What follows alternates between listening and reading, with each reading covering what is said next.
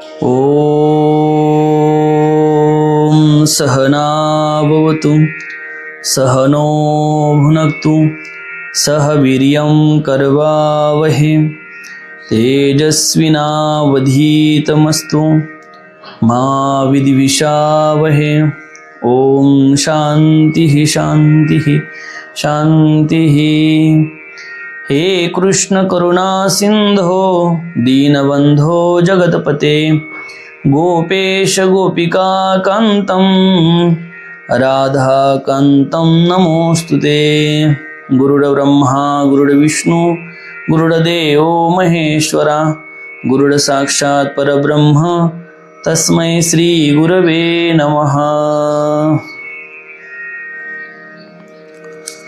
ततः श्वेते हैर्युक्ते महते सन्दने स्थितो माधव पाण्डवश्चैव दिव्यशङ्खो प्रदद्मुतुः पाञ्चजन्यं ऋषिकेशो देवदत्तं धनञ्जयः पौण्ड्रं दद्मो महाशङ्खं भीमकर्मा उर्कोदरः अनन्तविजयं राजा कुन्तीपुत्रो युधिष्ठिरः नकुलः सहदेवश्च सुघोषो मणिपुष्पको।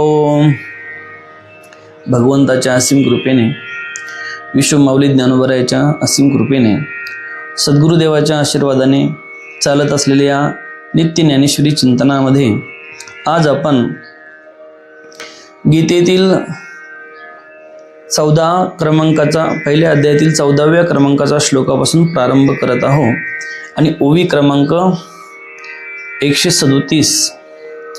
तर कालच्या चिंतनामध्ये आपण पाहिलं होतं की ज्या पद्धतीने दुर्योधनाला संतुष्ट करण्यासाठी की भीष्म पितामहाने काय केलं होतं, शंखवादन केलं होतं। आणि ज्यावेळेस भीष्म पितामहाने शंखवादन केलं त्यावेळी त्यांचा जो काही आवाज आहे तो आवाज कशा पद्धतीने झाला आणि त्याचा परिणाम कशा पद्धतीने सेनेवर झाला अशा पद्धतीने आपण चिंतन केलं होतं। परंतु आज मात्र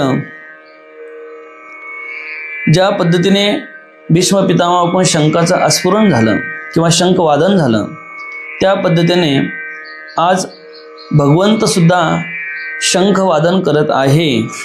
तर सुरुवातीला या ठिकाणी ततः श्वेतेर हैर्युक्ते महती संदने स्थितो की सांगतात श्वेते हे श्वेत म्हणजे काय, पांढरा। श्वेत म्हणजे काय, पांढरा। आणि ज्यांचे पांढरे शुभ्र घोडे जोडलेला, ज्यांच्या रथाला कसे घोडे होते, पांढरे शुभ्र, त्याच्यावर कुठे काळा लाल असा डाग नव्हता, एकदम पांढरे शुभ्र घोडे।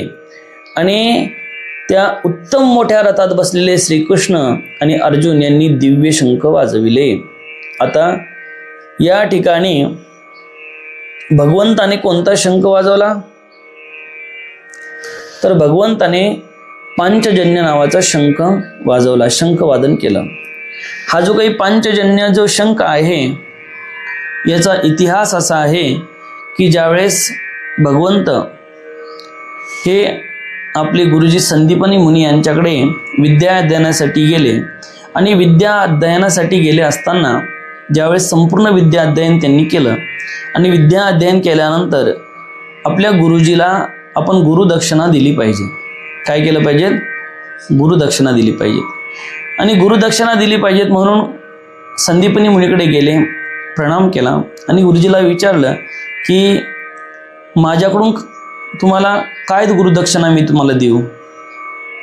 त्यावेळेस संदीपनी मुनी म्हणाले की मला तर काही गुरुदक्षिणा जी आहे त्या गुरुदक्षिणेची अपेक्षा नाही, परंतु तुझी जी गुरुमाता आहे त्या गुरुमाताला विचार की तुम्हाला गुरुदक्षिणा म्हणून काय देऊ।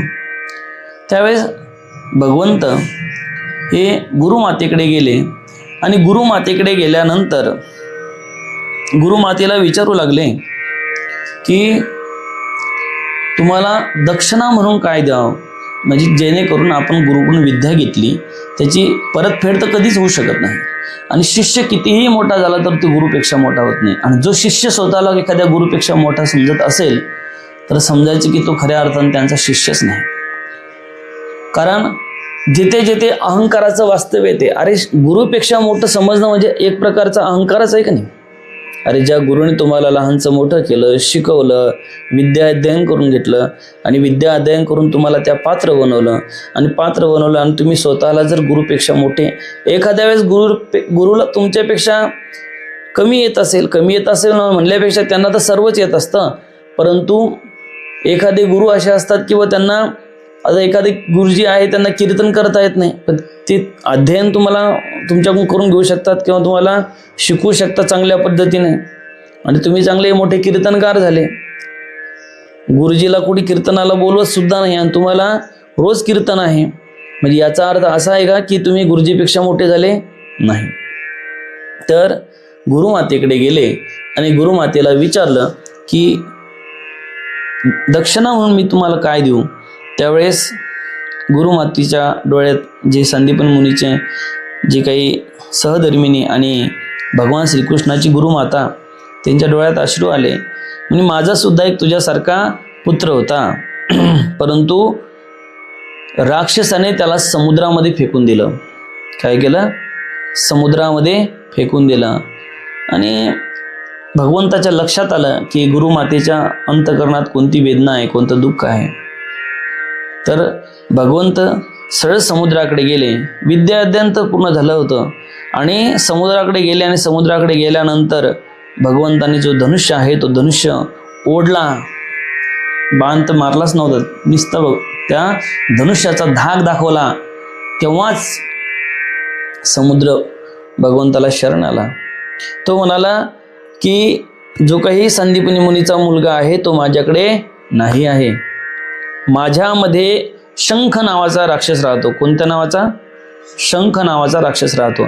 आणि हा जो काही शंख नावाचा राक्षस आहे याने त्या पुत्राला काय पळवलं होतं किंवा त्यांना तो घेऊन गेला असेल. तर असं म्हटल्यानंतर भगवंत त्या शंख दैत्याकडे गेले. शंख दैत्याकडे गेले, परंतु शंख दैत्याकडे सुद्धा तो सापडला नाही. भगवंताने त्या शंख दैत्याला मारलं म्हणजे त्याला हे केलं आणि नंतर त्या शंख दैत्याला घेऊन यमराजाकडे गेले. आणि यमराजाकडून जो काही गुरुचा वारलेला पुत्र आहे, मृत पुत्र आहे, तो परत आणला. आणि त्याच वेळेस त्या शंख दैत्य जो आहे त्यांच्याकडून पांचजन्य नावाचा काय घेतला? शंख घेतला. आणि म्हणून तेव्हापासून हा जो काही पांचजन्य आहे तो भगवंताकडे आहे. म्हणून पांचजन्यम ऋषिकेशो, की हा पांचजन्य नावाचा जो शंख आहे भगवंताने त्याचं अस्फुरण केलं, भगवंताने त्याचं वादन केलं. आणि त्यानंतर सांगतात की भगवंताने या शंखाचं वादन केल्यानंतर देवदत्तम धनंजय, देवदत्त नावाचा जो काही शंख आहे, धनंजय कोणाला म्हणतात? अर्जुनाला. अर्जुनाचे वेगवेगळे नावं तुम्हाला इथे या चिंतनामध्ये आपल्याला पाहायला भेटतील. काही ठिकाणी भगवंताने अर्जुनाला कौंतेय म्हणलं आहे, काही ठिकाणी अर्जुन म्हणलं आहे, काही ठिकाणी ऋषिकेश तर भगवंताचं नाव आहे. काही ठिकाणी वेगवेगळ्या पद्धतीनं, काही ठिकाणी अर्जुन म्हणलं, काही ठिकाणी कौंतेय म्हणलं, काही ठिकाणी सखा म्हणलं, काही ठिकाणी म्हणजे प्रत्येक ठिकाणी वेगवेगळ्या पद्धतीचे नावं धनंजय म्हटलं. आता आपलं समोर येणारच आहे. तर धनंजयाने काय केलं आहे की देवदत्त नावाचा जो काही शंख आहे त्या शंखाचं काय केलं? अस्फुरण केलं किंवा वादन केलं. भीमकर्मा उर्कोदरः, जो भीम होता, उर्कोदर काय म्हटलंय? उर्कोदर, ज्याचं पोट कसं होतं? उदर म्हणजे पोट कसं होतं? मोठं होतं, उर्कोदर. आणि या भीमाने कोणता शंख? पौंड्र नावाचा शंखचं काय केलं? वादन केलं. हा जो भीम आहे, ज्यावेळेस भगवंताने शंखाचं वादन केलं, भगवंताच्या नंतर लगेच अर्जुनाने शंखाचं वादन केलं. आणि अर्जुनाचं शंख वादन होत नाही तर लगेच भीमदादामध्ये सुद्धा आवेश आला आणि भीमदादाने सुद्धा जोऱ्याने काय केलं, शंखाचं, पौंड्र नावाच्या शंखाचं काय केलं, स्फुरण केलं. त्यानंतर युधिष्ठिराने काय केलं तर अनंत विजय नावाचा शंख जो आहे त्याचं वादन केलं आणि नकुलाने सुघोष नावाचा जो शंख आहे त्याचं वादन केलं आणि सहदेवाने मणिपुष्पक नावाचा जो शंख आहे त्याचं वादन केलं. आता या ठिकाणी संत श्रेष्ठ ज्ञानेश्वर महाराज त्या संबंधाने काय ओवेल येतात ते आपण बघू. ऐसी स्वर्गीय मातू देखून तो अंकातू आकांतू तो पांडव दाळा आणतू वर्तिले काही. ऐसी स्वर्गीय मातू सांगतात की तो आकांत पाहून स्वर्ग लोकामध्ये प्रलय कालाची साशंकता निर्माण झाली आणि त्यावेळी इकडे पांडव सैन्यामध्ये काय घडलं ते श्रवण करा. पहिला आकांत कोणाचा पाहिला तुम्ही? अरे ज्यावेळेस भीष्म पितामहाने शंखाचं अस्फुरण केलं, शंखाचं अस्फुरण केल्यानंतर मग त्यांच्याकडे जे कोण होते, ढोल नगारे ताशे, त्यांच्याकडे जे जे काही असेल, भेरी मांदळ, हे सगळं त्यांनी वाजवायला सुरुवात केली आणि त्याचा आवाज एवढा कर्कश होता.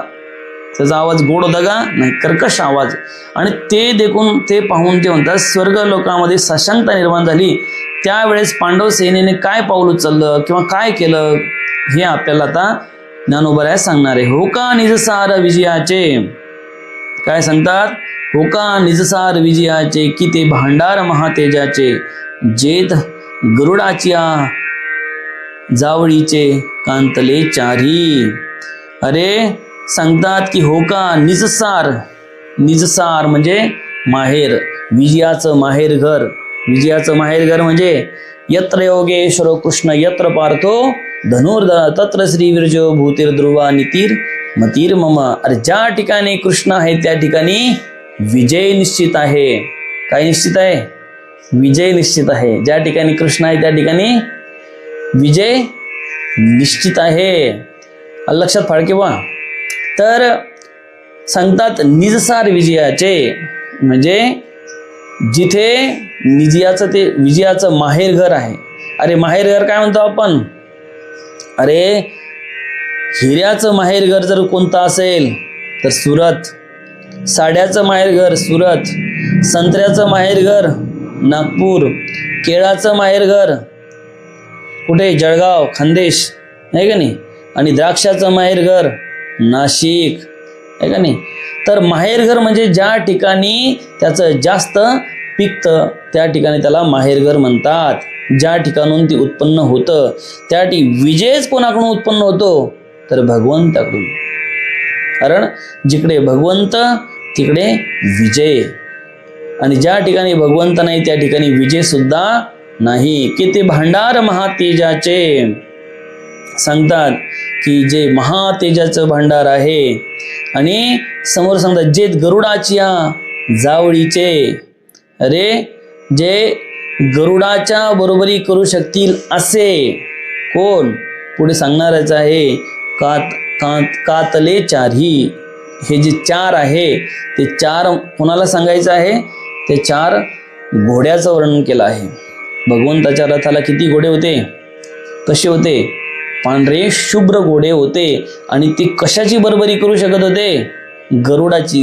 गरुड कसा उडतो आणि किती फास्ट, त्या पद्धतीने भगवंताचे जे घोडे आहे ते घोडे त्या गरुडाच्या बरोबरीचे होते, गरुडाची बरोबरी करणारे होते. की पाखाचा मेरू जैसा रहवरू मिरवत असे तैसा तेजे कोंदाटलिया दिशा जयाचिने. अरे जसं म्हणतात इथे रूपक अलंकार केलाय माऊलीने. जसं पाखाचा मेरू जैसा, पंख असलेला पर्वत, पंख असलेला मेरू पर्वत. अरे पंख असलेला मेरू पर्वत पाहिला का तुम्ही? नाही पाहिला नाही का? अरे तो पर्वत उडत असतो, पाहिला नाही? उडणारा पर्वत पाहिला नाही तुम्ही? अरे आपण कोणीच पाहिला नाही, परंतु ज्ञानोबाने रूपक केले आहे की जसा ज्याला पंख आहे असा मेरू पर्वत. आणि रहवरू मिरवत असे तैसा तेजे कोंदटलिया दिशा जयाचिने. सांगतात की ज्यांच्या तेजाने, कशाच्या, ज्यांच्या तेजाने सर्व दिशा काय झाल्या आहे, भरून गेल्या आहे. आणि जे अति वेगवान रथ, अति वेगवान म्हणजे काय, अति वेगाने चालणारा, आणि कशासारखा या ठिकाणी सांगितलं की पाखाचा मेरू जैसा. पाखाचा मेरू म्हणजे उडणाऱ्या मेरू पर्वतासारखा. लक्षात. आणि आता माऊली काय म्हणतात ते बघा. जेत अश्ववाहक आपण, जेत अश्ववाहक आपण वैकुंठीचा राणा जान. जेत अश्ववाहक आपण वैकुंठीचा राणा जान, तया रथाचे गुण काय वर्णू. आता ज्ञानोबर आहे हे भगवंताच्या रथाचं वर्णन. पहिलं तर रथाचं वर्णन केलं सुरुवातीलाच, की भगवंताचा रथ कसा आहे. भगवंताच्या रथाला 4 घोडे आहे आणि ते कसे आहे, पांढरे शुभ्र घोडे आहे. आणि हे पांढरे शुभ्र घोडे आहे. आणि दुसरी गोष्ट अशी सांगितलं की जे विजयाचं माहेरघर आहे आणि तेजाचं भांडार आहे. आणि गरुडासारखे जे धावणारे जे कांतले चारी, हे जे काही 4 घोडे आहे. त्यानंतर सांगितलं त्या रथाचं वर्णन करताना जसा मेरू पर्वत, उडणारा मेरू पर्वत बरं का, उडणारा, त्या पद्धतीने मेरू जैसा. आणि हे सगळं सांगत असताना आता ज्ञानोबराय काय सांगतात, जेत अश्ववाहक आपण वैकुंठीचा राणा जान, त्या रथाचे गुण काय वर्णू. काय वर्णन करावं त्या रथाच्या गुणाचं, कितीही वर्णन केलं तरी कमीच आहे. आणि विशेष म्हणजे काय की त्या रथावर रथ हाकणारा कोण आहे, तर भगवंत आहे. त्या रथाचा रथ हाकणारा कोण आहे, तर परमेश्वर आहे, परमात्मा आहे. आणि अरे परमात्मा स्वतः अर्जुनाचा सारथी बनला. सारथी म्हणजे एक प्रकारे नोकरच धरा ना तुम्ही. अरे आपण गाडीवर ड्रायव्हर ठेवतो, तो काय करतो, नोकर असतो किंवा सारथी असतो. एखाद्या वेळेस समजा नसेल बी समजा नोकर तो, पण तो सारथी असतो. सारथी असतो म्हणजे आपण त्याला आज्ञा करतो, हे असं कर, तिथं गाडी घे, इथं गाडी घे, इथं हे कर. आजकाल तसं अर्जुनाने प्रत्येक ठिकाणी पुढे दिसलच तुम्हाला की भगवंताला आज्ञा केली, मला माझा रथ इकडे नेऊन घाल, माझा रथ तिकडे नेऊन घाल, मला असं कर तसं कर, अशा पद्धतीनं, आहे का नाही. तर सांगायचं तात्पर्य हेच, जेत अश्ववाहक आपण वैकुंठीचा राणा. अरे स्वतः भगवंत अर्जुनाचे रथ हाकू लागले. काय करू लागले, रथ हाकू लागले. किती प्रेम आहे भक्तावर. अर्जुन भगवंताचा सखा होता. पुढे म्हणले सखेती मत्वाम प्रसवम यदुक्तम, हे कृष्ण हे यादव हे सखेती. अर्जुन सुद्धा भगवंताला आपला मित्र मानायचा. काय म्हणायचा, मित्र. तुम्ही भगवंतावर प्रेम करत असताना तुम्ही भगवंताला मित्र म्हणू शकता. तुम्हाला जर वाटत असेल की भगवंत आपला मित्र आहे, तर मित्रासारखं तुम्ही भगवंतावर प्रेम करू शकता. तुम्हाला जर असं वाटतं भगवंत माझा स्वामी आहे, तर स्वामीसारखं प्रेम तुम्ही भगवंतावर करू शकता. मीराबाईने तर आपला पती समजलं होतं. त्यानंतर तुम्हाला जर असं वाटत असेल की भगवंत आपला पुत्र आहे, तर पुत्रासारखं तुम्ही प्रेम करू शकता. यशोदा आणि देवकीने त्याला पुत्र समजलं, पुत्रवत प्रेम केलं. त्यानंतर जर तुम्हाला असं वाटत असेल की भगवंत माझा कोण आहे, सवंगडी आहे, मित्र आहे, त्यानंतर पुत्र आहे, पती आहे, परमेश्वर आहे, कोणत्याही भावाने, आणि नसल जमत तर भगवंताला शत्रू तरी समजा. काय समजा, तुम्ही भगवंताला शत्रू तरी समजा. नाही जमत तर काय करा, तुम्ही भगवंताला शत्रू तरी समजा. शत्रू म्हणून जर तुम्ही भगवंतावर प्रेम केलं ना, तरीही सुद्धा भगवंत, कंसाने काय म्हटलं, कंस शत्रू म्हणून प्रेम केलं भगवंतावर. प्रेम म्हणजे काय की शत्रुता केली. शिशुपालाने शत्रुता केली. शत्रुता कशी केली की ज्या वेळेस हा जो कंस आहे, त्याला समजलं की आपल्याला आता भगवंत मारणार आहे किंवा कृष्ण आपल्याला मारणार आहे, त्यावेळेस त्या मरायच्या भीतीनं का होईना, पण रात्रंदिवस तो कृष्ण कोणाचा, त्या परमात्म्याचं चिंतन करू लागला. तो पाणी प्यायला जरी बसला, पाणी प्यायला जरी त्यानं ग्लास घेतला, तरी त्या पाण्यात त्याला कृष्ण दिसायचा. जेवायला बसला तर त्या अन्नात त्याला कृष्ण दिसायचा. अरे झोपला जरी तर स्वप्नात सुद्धा कृष्ण दिसायचा. आणि आपल्याला आपण एवढं ध्यान लावतो पण ध्यानात कृष्ण दिसतो का? अरे म्हणून शत्रुभावाने का हो पण त्या परमात्म्याची काय केली पाहिजे, आपण काय केलं पाहिजे, आराधना केली पाहिजे. कोणत्या तरी भावाने भगवंत म्हणतात मला येऊन मिळा.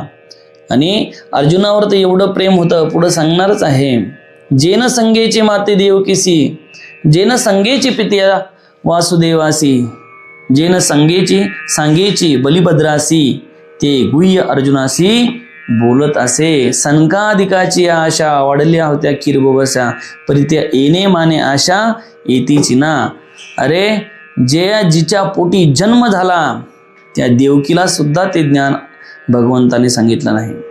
अरे जे पिता होते त्या पित्यांना सुद्धा सांगितलं नाही. तसंच जे बलिभद्र भाऊ होता ज्यांच्या सोबत राहिले त्याला सुद्धा सांगितलं नाही.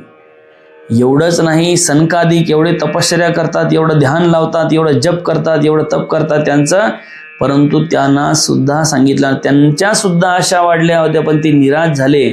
त्यांना सुद्धा भगवंताने हे तत्वज्ञान सांगितलं नाही, जे अर्जुनाला गुह्य सांगितलं ते. तर असा जो काही वैकुंठीचा राणा आहे तो राणा काय आहे तर यांचा रथाचा सारथी आहे. कोणाचा? भगवंत अर्जुनाच्या रथाचा सारथी आहे. आणि आता सांगतात वैकुंठीचा राणा त्या रथाचे गुण काय वर्णू. ध्वजस्तंभावरी वानहरू, तो मृतिमंत शंकरू, सारथी शारंगधरू अर्जुनेसी. ध्वजस्तंभावरी वानरू, वानर कोण? कुणाला म्हटलं वानर? मारुती रायाला. माऊली म्हणतात की ध्वजस्तंभावरी वानरू, ज्या ध्वजावर कोणाचा फोटो, कोणाचं हे होतं चिन्ह, मारुती राय होते. आणि ते साक्षात कोणाचे अवतार आहे? ते मृतिमंत शंकरू. साक्षात भगवान शंकराचा अवतार म्हणजे कोण आहे? मारुती राय. मारुती राय हे भगवान शंकराचे अवतार आहे. अरे सांगतात एक वेळेस, पुढे सांगणारच आहे, एक वेळेस काय झालं महाभारतामध्ये, अर्जुन आणि कर्णाचं युद्ध सुरू झालं. अर्जुन आणि कर्णाचं युद्ध सुरू झाल्याबरोबर अर्जुन बाण मारायचा तर कर्णाचा जो रथ आहे तो खूप दूर फेकला जायचा. जवळजवळ असं समजा की कर्णाचा रथ अर्जुनाच्या बाणाने 10-12 फूट फेकला जायचा. किती? 10-12 फूट. आणि ज्यावेळेस कर्ण बाण मारायचा त्यावेळेस कर्णाचा अर्जुनाचा जो काही रथ आहे तो जवळजवळ 1-2 फूट 2-4 फूट मागं यायचा. तर त्यावेळेस अर्जुन म्हणाला देवा मी ज्यावेळेस बाण मारतो त्यावेळेस कर्णाचा जो काही रथ आहे तो 10-12 फूट फेकला जातो. अहंकार झाला थोडासा. आणि तो ज्यावेळेस बाण मारतो त्यावेळेस माझा रथ फक्त 1-2 फूट मागे येतो. त्यावेळेस भगवंत त्याला म्हणाले अरे तू ज्यावेळेस त्याला बाण मारतो त्यावेळेस 10-12 फूट फेकला जातो, परंतु तू ज्यावेळेस बाण मारतो 1-2 फूट ज्यावेळेस मागे येतो. हे लक्षात ठेव की तुझ्या रथावर कोण बसलेला आहे?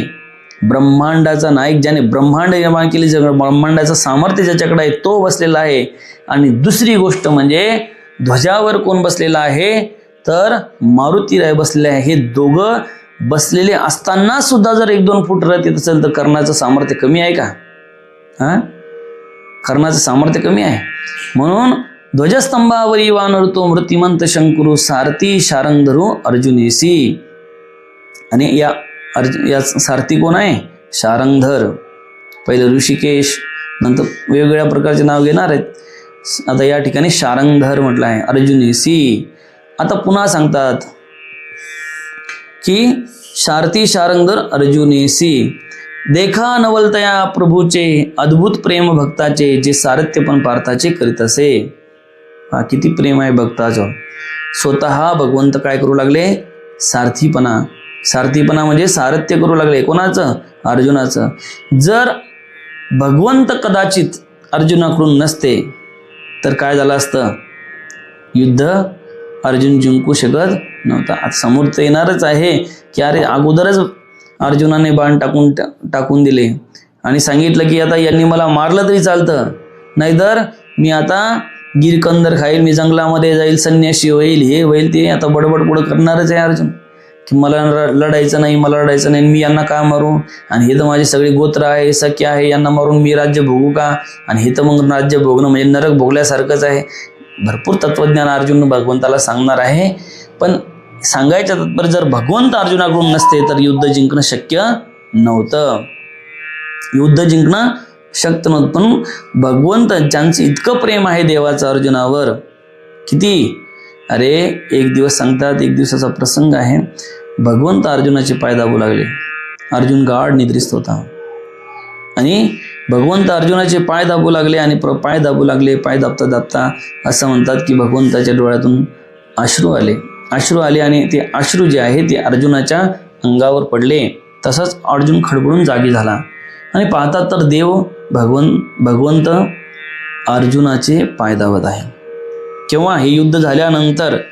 आणि त्यावेळेस अर्जुनाला माहित होतं की भगवंत कोण आहे. विश्वरूप दर्शन त्यांनी घेतलेलं होतं, सगळ्या गोष्टीचं ज्ञान त्यांना होतं.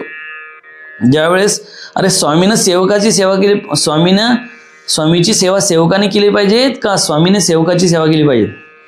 सेवकाने स्वामीची सेवा केली पाहिजे.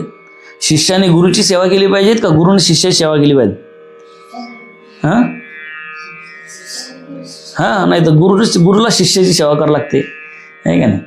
तर या ठिकाणी ज्यावेळेस भगवंत काय करू लागले, पाय दाबू लागले. अर्जुन मध्ये देवा हे काय करत आहे? तर देव म्हणत तू किती भाग्यवान आहे, अरे तुझ्या रोमातून काय कृष्ण कृष्ण कृष्ण कृष्ण, झोपल्यावर सुद्धा अर्जुनाच्या रोमातून कृष्ण कृष्ण कृष्ण हाच आवाज येत होता. म्हणून भगवंत एवढे अधीन झाले होते की भगवंत त्यांची सेवा करू लागले. आणि इतकं प्रेम त्या अर्जुनाच्या प्रती, एवढं प्रेम. अरे संध्याकाळी युद्ध संपल्यानंतर जे घोडे आहे त्या घोड्यांचं काय करायचं, घोड्याचा खरारा करायचा, त्यांना खायला टाकायचं, हे सुद्धा काम भगवंताने केलं. आणि पुढे सांगितलं, पाईक पाठीसी गाठला आपण पुढा राहिला, त्याने पंचजन्य अस्फुरीला अवलिळाची. पाईक पाठीसी घातला, पाईक म्हणजे हा जो अर्जुन आहे, अर्जुनाला पाठीसी घातले आणि आपण पुढा राहिला. ज्या ज्या वेळेस संकट आलं त्या वेळेस भगवंत पुढे होते. म्हणून भगवंत रथाचं सारथ्य पण केलं. भगवंत पुढे होते. समोर युद्धामध्ये महाभारतामध्ये समजेलच की अनेक वेळेस अर्जुनावर संकट आले. त्या प्रत्येक संकटामध्ये भगवंताने कोणाची साथ दिली? अर्जुनाची. नव्हे तर एकदा तर भगवंताने स्वतः शस्त्र न उचलण्याचा जो काही त्यांनी पण घेतला होता किंवा त्यांनी म्हटलं होतं मी या युद्धामध्ये शस्त्र उचलणार नाही, तो पण सुद्धा त्यांनी मोडला होता. ती प्रतिज्ञा सुद्धा त्यांनी मोडली होती. पाईक पाठीसी घातले आपण पुढे राहिला, त्याने पंचजन्य अस्फुरीला अवलिळाची. त्यांनी काय केलं की जो पंचजन्य आहे, पंचजन्य अस्फुरीला म्हणजे पंचजन्याचं वादन केलं. काय केलं? पंचजन्याचं वादन केलं.